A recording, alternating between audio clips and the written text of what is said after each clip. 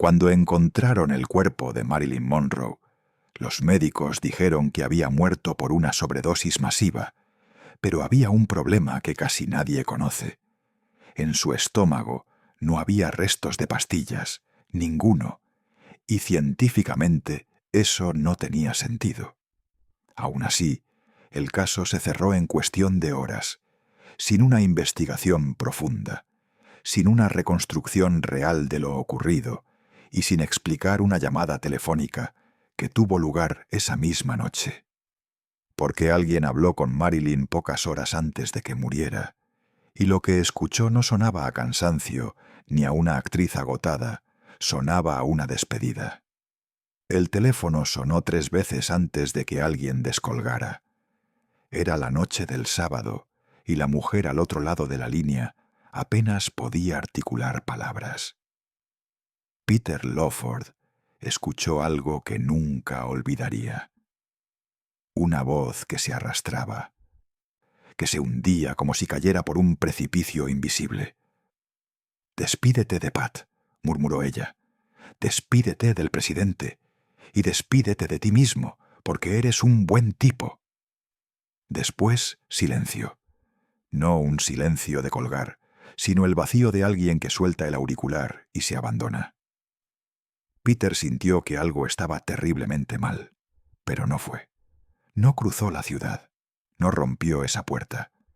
Y esa decisión, como se sabría años después, no fue solo suya. Lo que ocurrió en esa casa no solo fue una muerte, fue una escena que nunca encajó. 48 horas antes, Marilyn Monroe despertó en su casa de Brentwood con la sensación de que el mundo la estaba expulsando de sí misma. Los primeros rayos de luz entraban por las cortinas mal cerradas de su dormitorio. Ese cuarto, decorado con muebles mexicanos, que ella misma había elegido, pensando que darían calidez a un espacio que se empeñaba en sentirse frío. El viernes había sido un día extraño, como todos los días recientes. La habían despedido de la película que estaba filmando, luego la habían recontratado, luego la habían amenazado con demandarla. Something's Got to Give se llamaba el proyecto. Una comedia ligera que debía devolverle el brillo a su carrera y llenar las arcas vacías de la Fox, que se desangraba económicamente por culpa de Cleopatra y su presupuesto descomunal. Pero Marilyn había faltado demasiados días al rodaje. La sinusitis que la mantenían en cama, los ataques de pánico que la paralizaban frente a la cámara. Y aquel viaje a Nueva York que no debió hacer para cantarle el cumpleaños feliz al presidente Kennedy en el Madison Square Garden, envuelta en un vestido tan ajustado que tuvieron que cosérselo encima. Esa noche de mayo, 2 meses y medio atrás, había sido el principio del fin. Y hay algo de esa noche que muy pocos conocen. Algo que explicaría muchas de las llamadas que Marilyn recibiría en las semanas siguientes. Esa mañana del viernes, Marilyn se levantó temprano. Algo inusual en una mujer que combatía el insomnio con pastillas que dejaban residuos de niebla en su cerebro hasta bien entrada la tarde. Eunice Murray, el ama de llaves que le había asignado su psiquiatra, ya estaba en la cocina preparando el desayuno. Eunice no era una simple empleada doméstica. Había llegado a la vida de Marilyn por recomendación del doctor Grinson, y su función real iba mucho más allá de limpiar y cocinar. Años después, Eunice daría entrevistas que contradecían todo lo que había dicho la noche de la muerte, pero eso vendría más tarde. Marilyn bajó descalza, con el cabello revuelto y los ojos hinchados. No había dormido bien. Hacía semanas que no dormía bien. El Nembutal ya no funcionaba como antes, y cada noche necesitaba dosis mayores para caer en ese pozo negro donde no había sueños ni pesadillas, ni la voz incesante de su propia cabeza recordándole todo lo que había perdido. Pat Newcomb, su agente de prensa, y una de las pocas personas que Marilyn consideraba cercanas, había pasado la noche en la casa. Cuando despertó cerca del mediodía, Marilyn la miró con algo parecido al resentimiento. Pat había dormido profundamente, 8 horas seguidas, mientras ella se revolvía entre sábanas empapadas de sudor y angustia. Discutieron. Fue una pelea absurda sobre nada y sobre todo, sobre el sueño que una tenía y la otra no. Pero quienes conocían a ambas sabían que la discusión real era otra. Pat Newcomb tenía conexiones que Marilyn envidiaba y temía a partes iguales. Y después de la muerte de Marilyn, Pat recibiría un trabajo muy particular, en un lugar muy particular, que haría que muchos se preguntaran qué había visto realmente esa noche. La casa de Fifth Helena Drive era pequeña para ser de una estrella de su calibre. Marilyn la había comprado hacía apenas unos meses, su primera propiedad después de años, viviendo en hoteles y apartamentos prestados. Era de estilo español, con tejas rojas y un jardín donde acababan de plantar limoneros. Ella quería echar raíces, quería, por primera vez en 36 años, tener un lugar que fuera suyo. Pero la casa se sentía vacía. Demasiadas habitaciones para una sola persona. Demasiado silencio cuando caía la noche. Y demasiados ojos vigilándola desde afuera. El viernes por la tarde, Marilyn recibió varias llamadas. Algunas las contestó.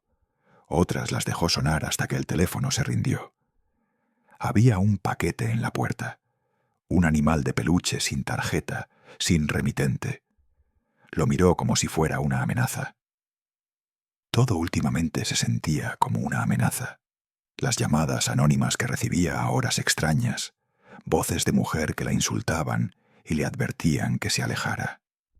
«Aléjate de Bobby», habían dicho en una de ellas, con una claridad que helaba la sangre. Bobby Kennedy, el fiscal general de Estados Unidos, el hermano del presidente. Y hay algo sobre esas llamadas que el informe oficial nunca mencionó. El FBI la vigilaba. Eso Marilyn lo sabía con certeza. Helicópteros que sobrevolaban su casa a horas extrañas. Coches estacionados en la esquina durante horas, con hombres que no se molestaban en disimular. Teléfonos que hacían ruidos extraños, como si alguien respirara al otro lado de la línea. Documentos desclasificados décadas después confirmarían que Marilyn Monroe estaba en una lista de vigilancia. No por ser actriz, no por ser famosa, por saber demasiado, por haber escuchado conversaciones que no debía escuchar, por haber estado en habitaciones donde se discutían cosas que podían derribar gobiernos. El sábado amaneció con la misma luz blanca y cruel de Los Ángeles, esa claridad que no perdona ojeras ni tristezas. Marilyn tenía una cita por la mañana con el fotógrafo Lawrence Schiller. Estaban negociando la publicación de unas fotografías que ella había permitido durante el rodaje de la película inconclusa. Imágenes donde aparecía desnuda en una piscina, desafiando a todos los que creían que a los 36 años una mujer ya no podía competir con las nuevas estrellas. Quería sacar a Elizabeth Taylor de las portadas. Había dicho con esa mezcla de vulnerabilidad y veneno que solo ella dominaba. La reunión fue breve. Marilyn parecía distraída, como si parte de ella estuviera en otro lugar. Schiller notó algo en sus ojos, una sombra que no había visto antes, pero no preguntó. Nadie preguntaba nunca lo suficiente. Y eso era parte del problema. A primera hora de la tarde, el doctor Ralph Grinson llegó a la casa para su sesión habitual de terapia. Grinson era más que su psiquiatra. Era una especie de padre sustituto, confidente, carcelero benevolente. Él había decidido que Eunice Murray viviera prácticamente con Marilyn para vigilarla. Él controlaba sus medicamentos, sus horarios, sus contactos. Marilyn lo necesitaba y lo odiaba por eso. Dependía de él como había dependido de tantos hombres que prometieron cuidarla y terminaron usándola.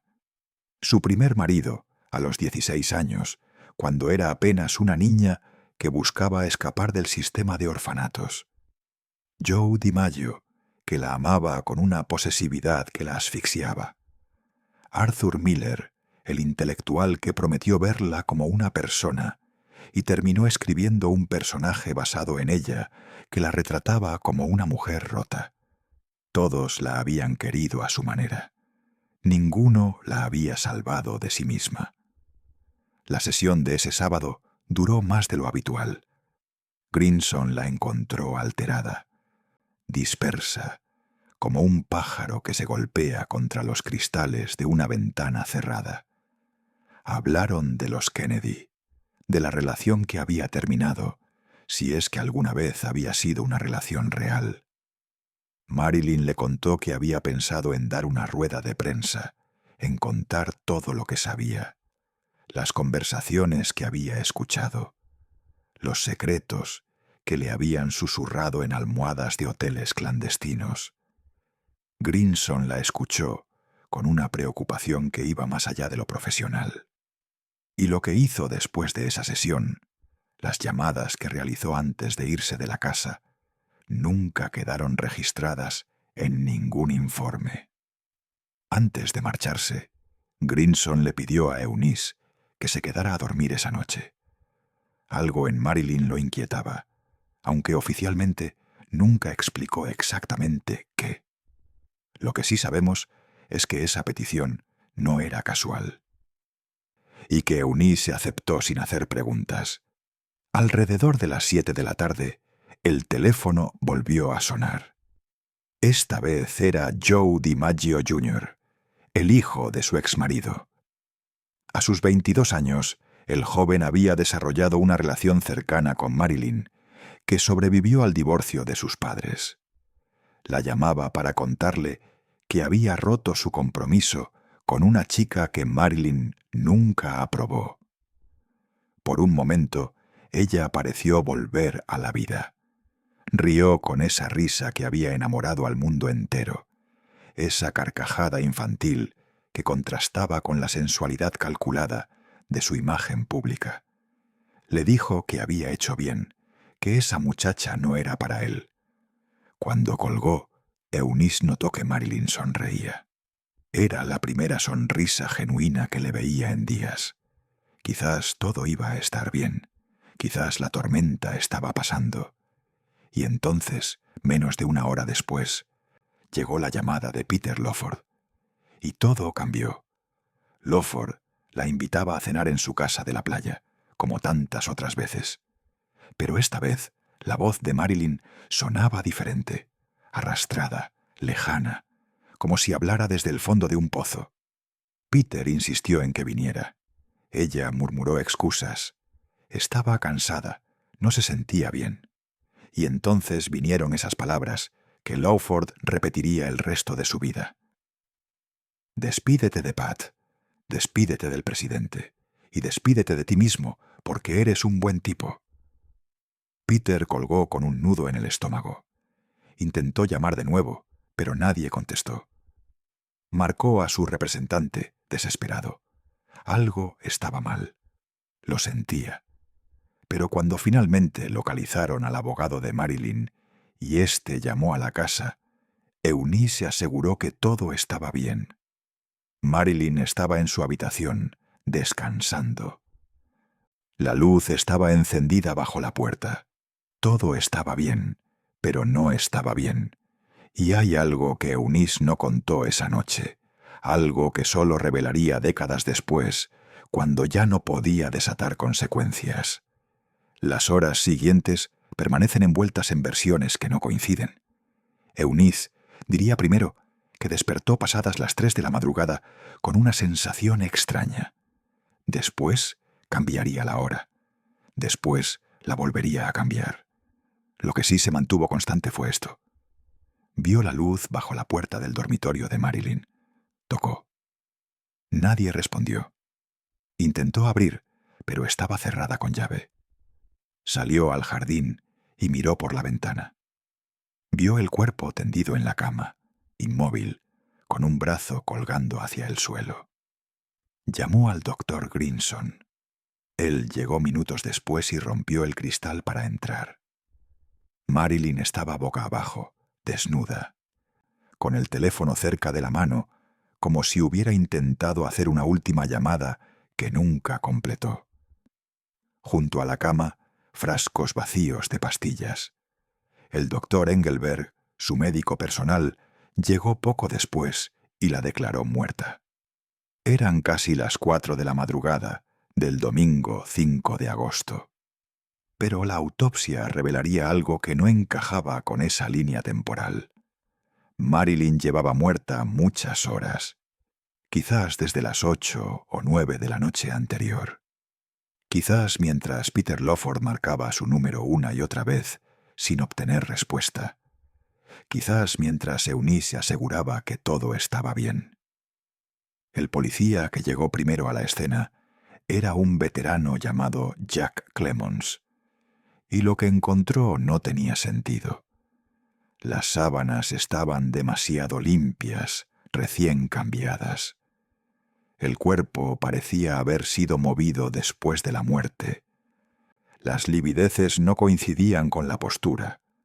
No había vaso de agua junto a la cama, ni jarra, nada con qué tragar las supuestas 40 pastillas.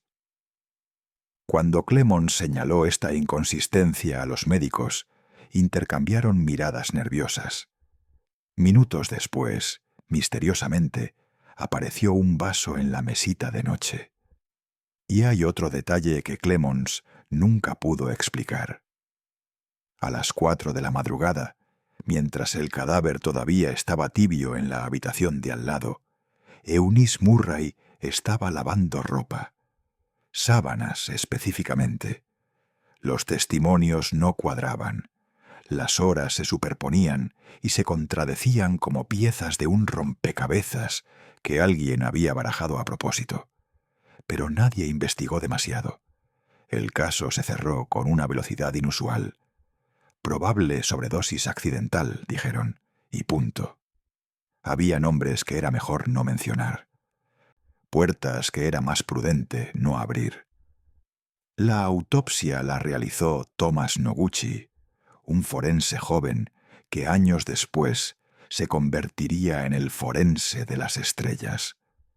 Lo que encontró en el cuerpo de Marilyn debería haber abierto una investigación profunda. Niveles letales de barbitúricos en sangre e hígado. Pero el estómago estaba casi vacío. No había residuos de pastillas. Ninguno. Si hubiera ingerido 40 cápsulas, como afirmaba el informe oficial, deberían haber dejado rastros. Cristales, residuos, algo. Pero no había nada. La ciencia decía una cosa, el informe oficial otra.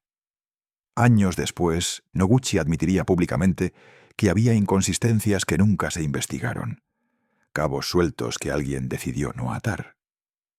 Joe DiMaggio reclamó el cuerpo antes de que nadie más pudiera hacerlo.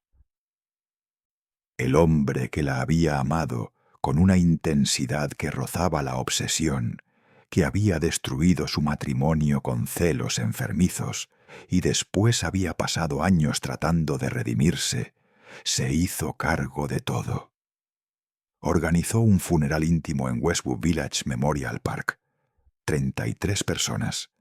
Ningún ejecutivo de estudio, ningún Kennedy, ningún miembro del Rat Pack.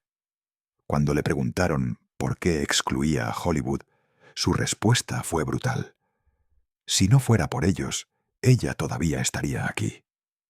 El miércoles 8 de agosto, bajo un cielo absurdamente azul, Marilyn Monroe fue sepultada en un ataúd de bronce forrado de seda color champán. Lee Strasberg, su maestro de actuación en el Actors Studio, pronunció el elogio fúnebre con la voz quebrada. Un organista tocó la Sexta Sinfonía de Tchaikovsky. Afuera, una multitud de curiosos se agolpaba contra las rejas del cementerio. Adentro, solo silencio y llanto contenido. Joe DiMaggio se inclinó sobre el féretro antes de que lo cerraran y murmuró algo que solo ella pudo escuchar. «Te amo», dijeron quienes estaban cerca. «Te amo, te amo». Fue el último en abandonar la capilla, el último en soltar su mano. Durante 20 años, 3 veces por semana, llegaron rosas frescas a la tumba de Marilyn. Media docena cada vez. Joe nunca faltó a esa cita silenciosa. El florista de Sunset Boulevard, que recibió el encargo, recordaba las instrucciones exactas. 3 veces por semana, para siempre. Joe nunca habló públicamente de ella. Nunca concedió entrevistas. Nunca volvió a casarse. En 1982, cuando la prensa descubrió lo de las rosas y empezó a acosarlo, canceló el encargo. No podía soportar que convirtieran su dolor en espectáculo. Eunice Murray vivió muchos años más, y con el tiempo, su versión de los hechos fue cambiando. Primero dijo que encontró el cuerpo a medianoche, después a las 3. Años más tarde, en una entrevista grabada, admitió algo que nunca había dicho antes, que Robert Kennedy había visitado a Marilyn esa tarde del sábado, que habían discutido, que algo había ocurrido antes de que cayera la noche, y entonces, cuando el entrevistador le preguntó por qué no lo había contado antes, Eunice sonrió con una mezcla de cansancio y resignación y dijo: «Porque en aquel momento no era prudente». Pat Newcomb, la agente de prensa que pasó la noche del viernes en casa de Marilyn y discutió con ella la mañana del sábado, abandonó Hollywood poco después de la muerte. Se mudó a Washington. Consiguió un trabajo en una agencia gubernamental, trabajando como enlace entre el mundo del espectáculo y el gobierno de los Kennedy. Nunca dio entrevistas sobre aquella última noche. Nunca explicó qué vio, qué supo, qué cayó. En el armario de la casa de Fifth Helena Drive, entre vestidos que ya nadie usaría, quedó un frasco de Chanel No. 5, casi vacío. «¿Qué te pones para dormir?», le habían preguntado una vez a Marilyn en una entrevista. 5 gotas de Chanel No. 5, respondió ella con esa sonrisa que ocultaba demasiado. Era solo perfume. Era solo otra reliquia de una mujer que había sido demasiadas cosas para demasiada gente y nunca había conseguido ser suficiente para sí misma. El último libro que estaba leyendo quedó abierto sobre su mesita de noche. Las anotaciones en los márgenes, escritas con su letra infantil, hablaban de soledad, de búsqueda, de preguntas que no encontraban respuesta. Ella había pasado la vida tratando de convertirse en algo más que Norma Jean, la niña abandonada que saltaba de orfanato en orfanato, soñando con una madre que nunca vino a buscarla. Y lo había logrado. Se había convertido en Marilyn Monroe, el nombre más famoso del mundo. Pero el nombre nunca fue suficiente para llenar el vacío que Norma Jean dejó atrás.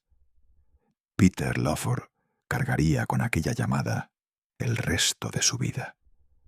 En entrevistas tardías, con la voz rota, admitiría que el silencio al otro lado del teléfono se le aparecía en sueños, que podía escucharlo incluso despierto, en medio de fiestas o conversaciones, como un eco que nunca terminaba de apagarse. Debí haber ido, diría una y otra vez. Debí haber cruzado la ciudad y roto esa puerta. Pero no lo hizo. Y la pregunta que nunca pudo responder es si esa decisión fue realmente suya o si alguien le aconsejó que no fuera. En algún momento de esa última noche, entre la llamada de Peter Lawford y el silencio final, Marilyn Monroe dejó de luchar. Lo que ocurrió exactamente en esas horas sigue sin estar claro. Las versiones oficiales tienen agujeros. Los testimonios se contradicen. Las pruebas forenses no encajan con el relato. Y los nombres más poderosos de aquel momento nunca fueron interrogados. Lo único cierto es que cuando amaneció el domingo, 5 de agosto de 1962, el mito ya había comenzado a escribirse sobre los silencios de la verdad. Y en ese mito no había espacio para las preguntas que nadie quiso hacer, solo para la imagen eterna de una mujer rubia tendida en una cama, con el teléfono cerca de la mano, esperando que alguien cruzara la ciudad y rompiera la puerta antes de que fuera demasiado tarde.